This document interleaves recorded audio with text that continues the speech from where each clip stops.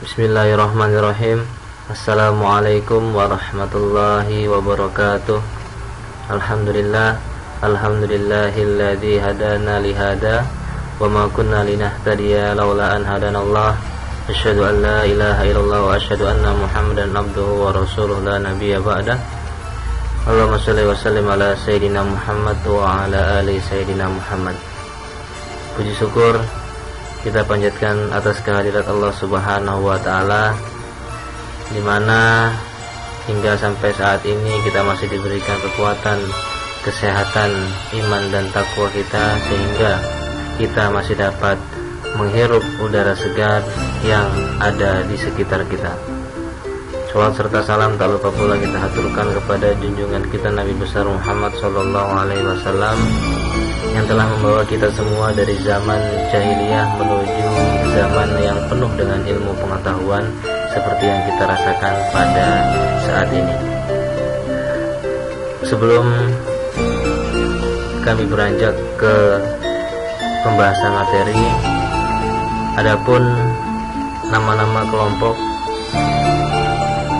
14 diantaranya yaitu Fitra Fahrudin, Arif Al-Ma'ruf, Saprianto, dan Nur Hasniatin. Adapun judul pada pembahasan kita pada saat ini yaitu penilaian portofolio dalam pembelajaran.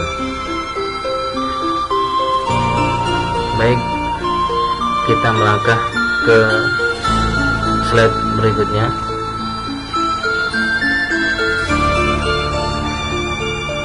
Yaitu ada standar kompetensi dasar atau kompetensi dasar, kemudian ada indikator, kemudian ada tujuan, dan selanjutnya materi yang akan kita bahas.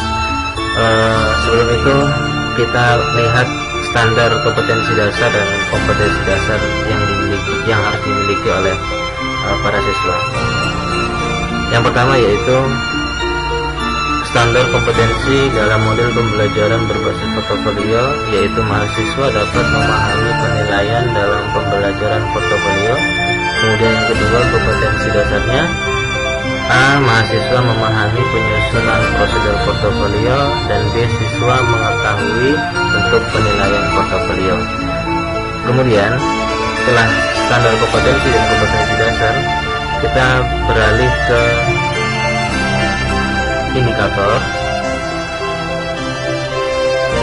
yaitu di mana indikator mahasiswa mengetahui tujuan penilaian portofolio, kemudian yang B, mahasiswa memahami prinsip penilaian portofolio, dan C, mahasiswa mengetahui fungsi penilaian portofolio, D, mahasiswa mengetahui bentuk penilaian portofolio, E, mahasiswa mengetahui contoh penilaian portofolio, dan yang terakhir, mahasiswa mengetahui keunggulan dan kelemahan portofolio.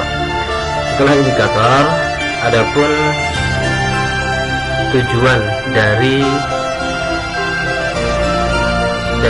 model pembelajaran berbasis portofolio ini. Adapun tujuan yang dimiliki yaitu dengan mengikuti perkuliahan ini, siswa dapat mengetahui model pembelajaran penilaian dalam pembelajaran portofolio. Setelah tujuan, kita masuk ke materi, yaitu yang pertama, pengertian. Apa itu pengertian dari model pembelajaran berbasis portofolio? Kemudian setelah pengertian, maka ada prinsip dari model tersebut, kemudian fungsi dari model pembelajaran portofolio, kemudian bentuk penilaiannya, kemudian keunggulan, kemudian kelemahan, dan yang terakhir yaitu program evaluasi dari semua yang telah diajari. Baik, kita kembali ke pengertian dari model pembelajaran berbasis portofolio. Apakah yang disebut portofolio? Ada beberapa macam portofolio. Dalam kalangan seniman misalnya, ada portofolio yang berarti kumpulan hasil karya terbaik seorang seniman yang sengaja diadakan untuk keperluan pameran Dalam dunia pendidikan, portofolio adalah kumpulan hasil karya seorang siswa sebagai hasil pelaksanaan tugas kinerja yang ditentukan oleh guru atau oleh siswa bersama guru sebagai bagian dari usaha mencapai tujuan belajar atau mencapai kompetensi yang ditentukan dalam kurikulum. Jadi, tidak setiap kumpulan karya seorang siswa disebut dengan portofolio. Setelah pengertian tersebut, kita telah mengetahui dari pengertian model pembelajaran berbasis portofolio atau arti dari portofolio. Setelah kita mengetahui dari arti portofolio tersebut, kita beranjak ke prinsip. Di mana prinsip yang pertama yaitu saling percaya atau mutual trust antara guru dan siswa. Dalam proses penilaian portofolio, guru dan siswa harus memiliki rasa saling mempercayai. Yang B, kerahasiaan bersama, confidentiality, antara guru dan siswa. Kerahasiaan hasil pengumpulan bahan dan hasil penilaiannya perlu dijaga dengan baik, tidak disampaikan kepada pihak-pihak lain yang tidak berkepentingan. Kemudian yang C, milik bersama atau joint ownership antara siswa dan guru, di mana guru dan siswa perlu merasa memiliki bersama berkas portofolio tersebut. Nah, itulah prinsip dari model pembelajaran berbasis portofolio.